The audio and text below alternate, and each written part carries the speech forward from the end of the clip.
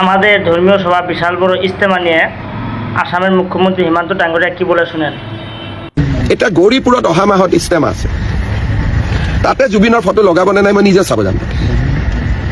21 ডিচেম্বৰত গৌৰীপুৰত মিয়াসকলে এখন ডাঙৰ ধৰ্মসভা পাতিছে, প্ৰায় 4-5 লাখ মানুহ হ'ব। তাতে মঞ্চত জুবিনক চাকি জ্বলাই নে নলয় আমি চাব লাগিব।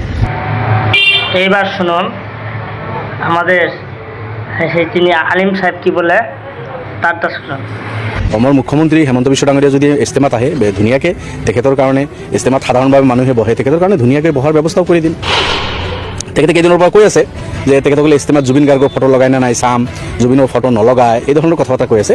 তো মুখ্যমন্ত্ৰী ডাঙৰীয়াক মই আপোনালোকৰ যোগেদি ক'ব বিচাৰিছোঁ যে ইছলামত ফটোৰ কনচেপ্ট নাই। ভাল পোৱা মানুহজনৰ যে ফটো ৰাখিয়ে ভাল পাব লাগিব তেনেকুৱা কথা নহয়। গতিকে আমাৰ মছজিদ, আমাৰ মাদ্ৰাছা, আমাৰ ইজতেমাত আমি সকলোতকৈ ভাল পোৱা, দুনিয়াৰ ভিতৰত সকলোতকৈ যাক বেছি শ্ৰদ্ধা কৰোঁ, ভাল পাওঁ, যিজনক আমি সেইজন হ'ল মহম্মদ সাল্লাল্লাহু আলাইহি ওয়াসাল্লাম, তেখেতৰ ফটোই আমি নলগাওঁ। গতিকে ফটো লগাৰে ভাল পোৱা যদি ফটো লগাৰে জুখিব বুজে তেখেতে, এইটো ভুল বুজিছে তেখেতে। ইছলামৰ প্ৰতি মোৰ আহ্বান থাকিল, লাগিলে ময়ে কোৰাণ এখন গিফ্ট দিম আপোনাক, আপুনি ইছলামৰ মোটামোটা কথাখিনি পঢ়ি ল'ব, তেতিয়াহ'লে এনেকুৱা আপোনাৰ ইমান ডাঙৰ ডাঙৰ ভুল কথা নহ'ব আৰু আপোনাৰ। সবাই ভিডিওটা শেয়ার করে অন্যজনকে দেখার সুযোগ করে দেবেন।